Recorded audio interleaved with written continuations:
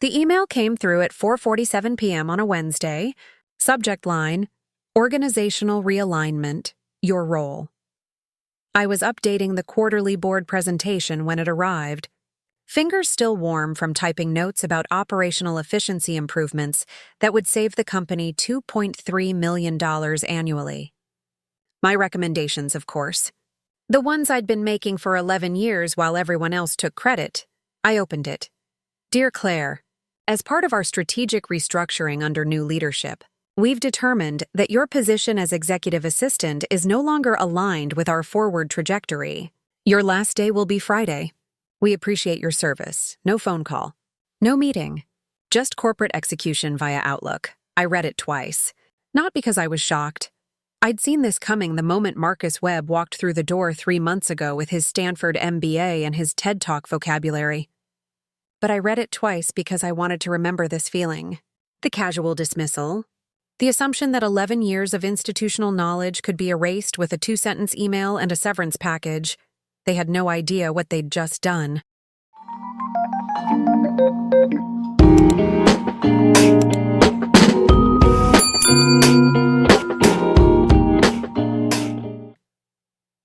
Let me back up. 11 years ago, I was 29, freshly divorced and desperate for stability. Hartley & Associates was a mid-sized consulting firm, 20 employees doing decent work in supply chain optimization. Nothing glamorous but solid. The founder, James Hartley, was 68 and looking to semi-retire. He needed someone who could manage the chaos while he played golf. I interviewed on a Tuesday. He offered me the job that Friday. I don't need someone who just schedules meetings, he'd said, leaning back in his leather chair that smelled like cigar smoke and old money. I need someone who understands how this business breathes. I took the job at $42,000 a year.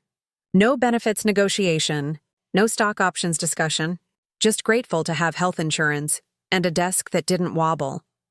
What James didn't advertise, and what I discovered within 3 weeks, was that executive assistant actually meant the person who runs everything James doesn't want to deal with. Client contracts? Me? Vendor negotiations? Me hiring decisions? Me? Financial reconciliation? Also me. I didn't complain. I learned supply chain logistics, contract law, financial modeling, client psychology. I learned which clients paid late, which vendors cut corners, which employees were flight risks. I became the central nervous system of Hartley & Associates, while everyone else thought I just booked conference rooms. By year 2, James started calling me into strategy meetings. By year 3, clients were asking for me specifically. By year 5, I was writing the proposals that landed our 3 biggest accounts. But here's what nobody knew. In year 2, when the company almost went bankrupt because a major client defaulted on a $400,000 contract, James came to me in a panic. The bank wouldn't extend credit. Investors were circling like vultures, offering to buy him out for pennies. I had $50,000 in savings. My divorce settlement, which I'd been hoarding like a dragon guarding gold. How much do you need? I'd asked. James looked at me like I'd just offered him a kidney. $50,000 would buy me time to restructure. I wrote him a check that afternoon. Personal loan, handshake agreement, nothing formal. 6 months later, the company stabilized. James called me into his office, same leather chair, same cigar smell, and slid a document across his desk. I'm giving you 40% equity, he said. I stared at the papers. James, you saved this company. You've been running it for 2 years while I pretended to be in charge. This isn't charity, Claire. This is honesty. What about your son? James had a son, Michael, working in private equity in New York. Michael wants nothing to do with this business. He's made that clear. I signed. We filed it with the corporate attorney, updated the shareholder registry, and never spoke of it again. James's accountant knew. The lawyer knew. Nobody else. And here's the thing. I didn't tell anyone because I didn't need to. The equity didn't change my day-to-day work. I was still just the assistant in everyone's eyes, and that was fine. I had access to everything, influence over everything, and nobody questioned me because assistants are invisible. For 9 years, I built that company. Our revenue grew from $3 million to $47 million. Our client list expanded from 12 to 83. Our staff grew from 20 to 74. Forbes mentioned us in a Rising Consulting Firms article. Industry awards piled up on the shelf behind James's desk, and through all of it, I remained Claire, the assistant, the one who ordered lunch for client meetings, the one who booked travel, the one people asked to make copies. I watched Junior. Consultants get promoted over me. Kids fresh from business school with degrees in strategic synergy or whatever, while I quietly fixed their mistakes and made sure their presentations didn't tank million-dollar deals. Did it bother me? Sometimes. But I had something they didn't. I had the numbers. I knew every contract, every margin, every vulnerability, and I owned 40% of it all. Then James retired. 6 months ago, he finally did what he'd been threatening for years. Stepped down completely. Sold his remaining 60% to a private equity group led by none other than his son, Michael Hartley. The prodigal son returns, bringing with him a management team that uses phrases like disruptive innovation and agile frameworks without a trace of irony. Michael brought in Marcus Webb as the new CEO. Marcus, 34, with a resume that read like a LinkedIn fever dream. Transformation expert, growth strategist, operational excellence, evangelist. He'd consulted for 3 years at McKinsey and spent 2 years at a startup that burned through $60 million before collapsing spectacularly. Marcus's first move was to schedule one-on-ones with every employee. Mine lasted 7 minutes. Claire, he'd said, not looking up from his laptop. I see you've been here a while. 11 years. Right. And you're an assistant? Executive assistant? Got it. Look, I think there's value in legacy knowledge, but we're really trying to modernize operations here. Bring in some fresh thinking. I nodded. Said nothing. I'm sure you understand. I understood perfectly. I understood that Marcus Webb had never read the shareholder registry. I understood that Michael Hartley either didn't remember or didn't care about his father's equity arrangement. I understood that I was about to watch a masterclass in arrogance. Over the next 3 months, Marcus restructured, fired 8 senior employees, hired 6 new ones from his consulting network, renamed departments, changed our billing structure, implemented new project management software that nobody understood and everyone hated. Client retention dropped 14%. 3 major accounts threatened to walk. Employee morale collapsed. 2 of our best consultants quit. And through it all, Marcus held court in the office James used to occupy, talking about scaling fast and breaking through growth ceilings. I kept my head down. I watched. I documented. I waited, then came the email. The one that terminated me with 2 sentences and 0 self-awareness. I sat at my desk, staring at the screen. Around me, the office buzzed with its usual Wednesday afternoon energy. Coffee machines hissing. Keyboards clicking. Conference calls bleeding through glass walls. Nobody knew yet. Marcus probably assumed I'd pack my things quietly, sign the severance agreement, and disappear like all the others he'd cut loose. I opened a new email. Typed carefully. To Board of Directors, Hartley and Associates, CC, Legal Counsel, Corporate Registry Subject, Request for Emergency Shareholder Meeting.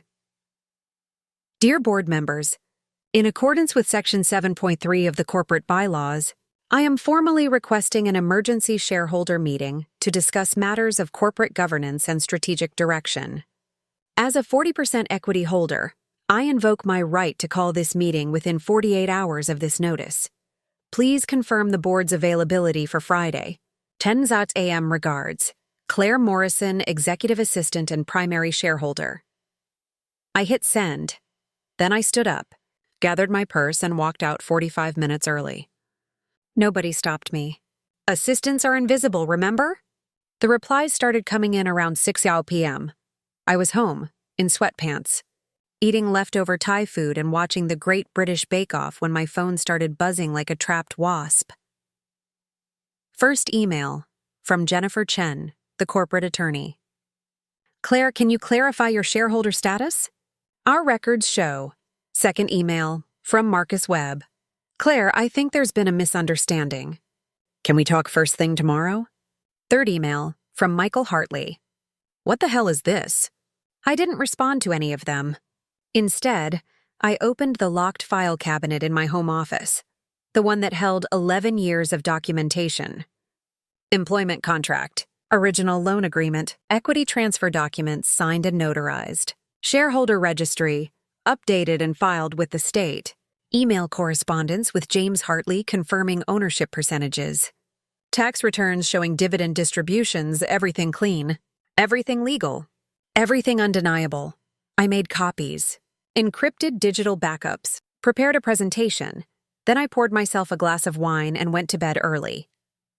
Thursday morning, I arrived at the office at 8:30 a.m., same as always. The energy felt different, charged, electric. People looked at me as I walked to my desk, not with dismissal, but with confusion. Assistants don't call emergency board meetings. Marcus appeared at my desk at 9:02 a.m. He looked like he'd slept in his car. Claire. My office. Now. I followed him. He closed the door harder than necessary. What the hell are you playing at? His voice was controlled, but his hands were shaking slightly. You can't just call a board meeting. You don't have authority. Section 7.3 of the bylaws states that any shareholder holding more than 25% equity can call an emergency meeting with 48 hours notice, I said calmly. I hold 40%. You hold... He laughed. Actually laughed. You're an assistant. I'm also the primary shareholder. That's not possible. Michael owns 60%. The PE firm owns... Michael's firm owns 60%. I own 40%. James sold his stake to Michael 6 months ago, but my stake was never part of that transaction because it was granted to me independently in 2017. I watched the color drain from his face like water from a broken glass. Jennifer. Chen has the paperwork, I continued. She's verified it with the corporate registry this morning. The meeting is tomorrow at 10 a.m. I suggest you prepare your quarterly report. This is... He was scrambling now. This is some kind of scheme. You can't just... I can, I did. See you tomorrow, Marcus. I walked out. Returned to my desk. Answered emails. Scheduled a conference call. Ordered lunch for a client meeting. Just another Thursday. The whispers started by lunchtime. I could feel people watching me. The assistant who nobody noticed suddenly holding 40% of the company. It was like finding out the janitor was secretly the landlord. At 2 p.m., Michael Hartley stormed in. I knew him vaguely. He'd been around occasionally when James was still active, usually for holidays or investor updates. He looked like an older, angrier version of Marcus. My office, he barked. I'm actually in the middle of... Now. I followed him to the corner office he'd claimed but rarely used. He slammed a folder on the desk. Explain this. I opened it. My equity documents, Jennifer Chen's verification memo, the original shareholder agreement. Your father gave me 40% equity in 2017, I said. It's all documented. Why the hell would he do that? Because I loaned him $50,000 when the company was bankrupt. And then I spent 9 years building this company while everyone thought I was just booking conference rooms. You're an assistant. I'm the primary shareholder. You own 60% through your PE firm. I own 40% directly, which means for any major decisions, strategic changes, executive hiring, M&A activity, you need my vote. Michael's jaw worked. We can challenge this. You can try. Jennifer Chen disagrees. James's original attorney disagrees. The corporate registry disagrees. You'll spend 6 figures on lawyers and lose. What do you want? I smiled. That's what we'll discuss tomorrow. Friday morning arrived with the kind of crystalline clarity that makes you feel hyper-aware of every detail. I dressed carefully. Navy suit, simple jewelry, my best heels. Not the outfit of someone begging for mercy. The outfit of someone who owns the room. The board meeting was in the large conference room, the one with the view of downtown and the table that cost more than my car. 7 people were already seated when I walked in at 9:58 a.m. Marcus Webb, CEO, looking like he'd aged 5 years overnight, Michael Hartley. Majority owner, radiating controlled fury, Jennifer Chen. Corporate attorney, impassive 3 board members from Michael's PE firm. Confusion written across their faces, Patricia Rodriguez, our CFO, who was giving me a look that said, I knew something was up. I took my seat at the head of the table. Not the assistant's chair by the wall where I usually sat to take notes. The actual head of the table, the power position. Marcus started to object. Jennifer Chen cut him off. Ms. Morrison holds 40% equity. She has every right to sit wherever she chooses. I opened my laptop. Connected to the projector. My presentation appeared on the screen. Hartley and Associates, Performance Review and Strategic Concerns. Shall we begin? I said. For the next 40 minutes, I walked them through everything. Slide 1. Revenue decline of 14% since Marcus's arrival. I showed the numbers. Contracts lost, clients expressing dissatisfaction, pipeline deals stalling. Slide 2. Employee retention crisis. 8 senior employees terminated, 5 more had quit. Institutional knowledge hemorrhaging. Recruitment costs up 240%. Slide 3. Operational chaos. The new project management system had increased delivery times by 22%. Client satisfaction scores down. Billing errors up. Slide 4. Cost increases. Marcus's efficiency improvements had actually increased operating costs by $430,000 annually. New software licenses nobody used. Consultants from his network billing premium rates. Restructuring costs I didn't editorialize. Just presented facts, backed by financial data, client feedback surveys, employee exit interviews, operational metrics. The board members from the PE firm were taking notes. Patricia Rodriguez was nodding. Michael Hartley was stone-faced. Marcus tried to interrupt 3 times. Jennifer Chen shut him down each time.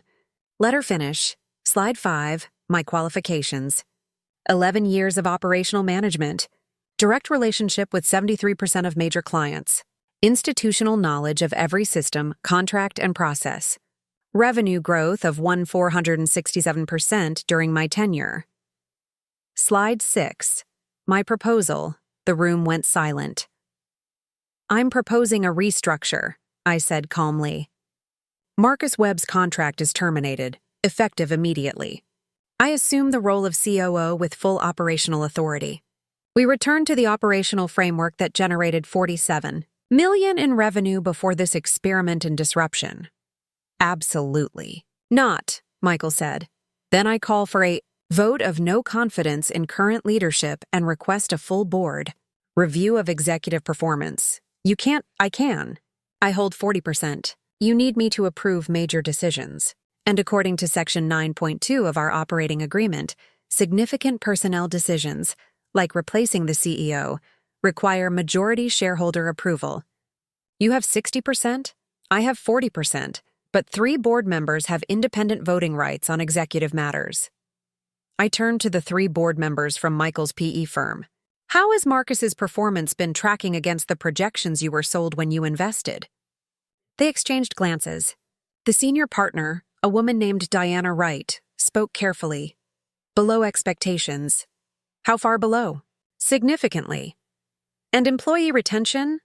Client satisfaction? Operational efficiency? All concerning, I nodded.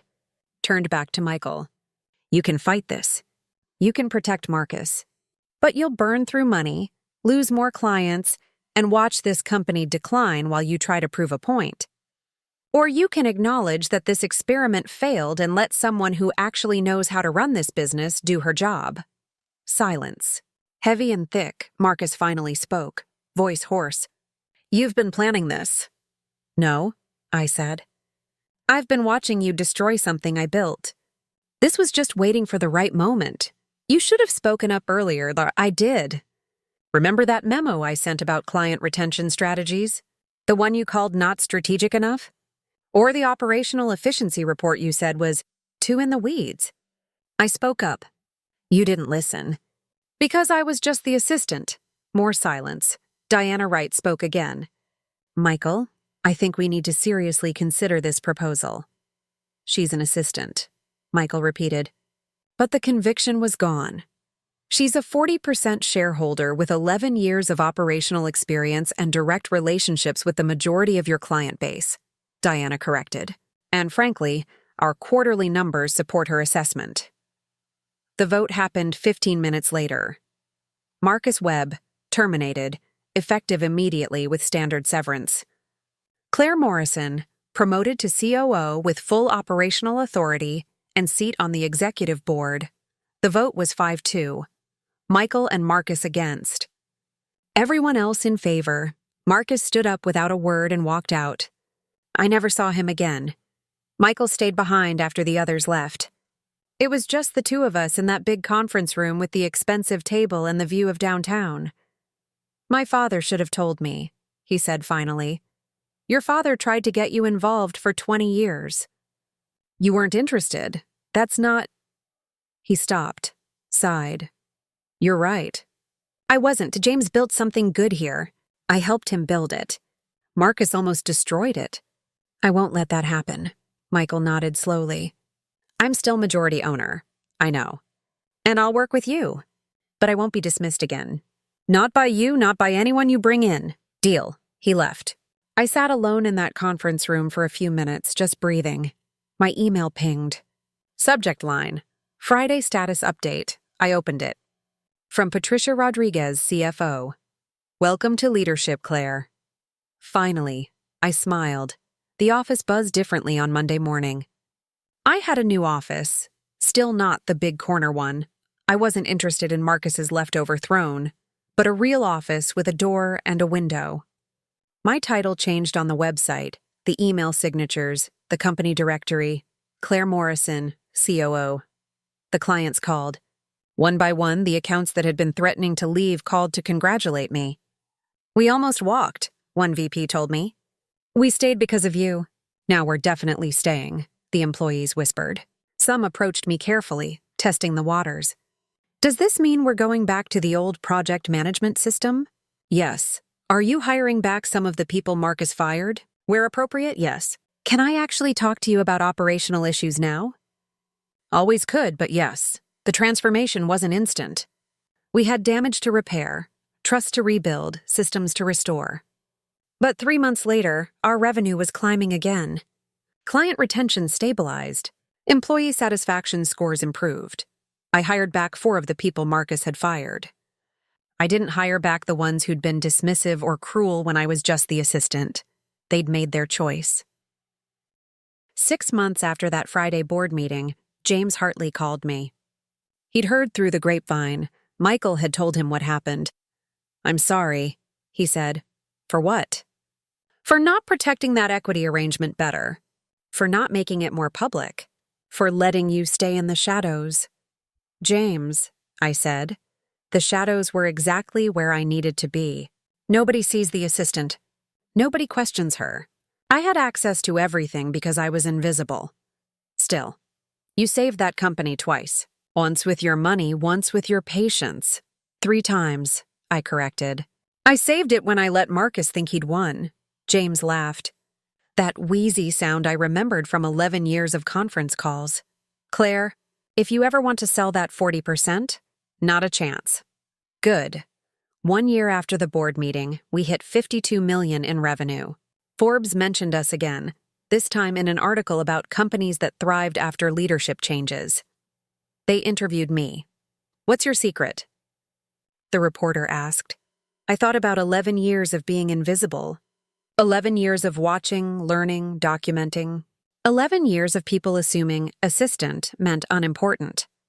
Pay attention to who actually does the work, I said. Not who takes credit for it. The article ran with a photo of me in my office. The caption read, Claire Morrison, COO of Hartley & Associates. Transformed from executive assistant to primary shareholder, a journey of patience and precision. Someone sent me a screenshot of a Reddit thread discussing the article. The top comment, this is what happens when you underestimate the woman scheduling your meetings. I printed it out, framed it, hung it in my office right next to my degree, because here's the thing they never tell you. Sometimes the best revenge isn't burning it down. Sometimes it's just showing up to the board. meeting and calmly explaining that you own more of the company than anyone realized, and sometimes, the assistant was never really just an assistant at all. Thanks for joining me today, you corporate survivors. If this story scratched that justice itch, hit that subscribe button. 95% of you are watching without subscribing. And honestly, I'm trying to hit 10,000 so I can finally say I made it. Hit like, drop a comment about the wildest office power play you've witnessed. And I'll see you in the next one. Because remember, they'll underestimate you right up until the moment you call the board meeting.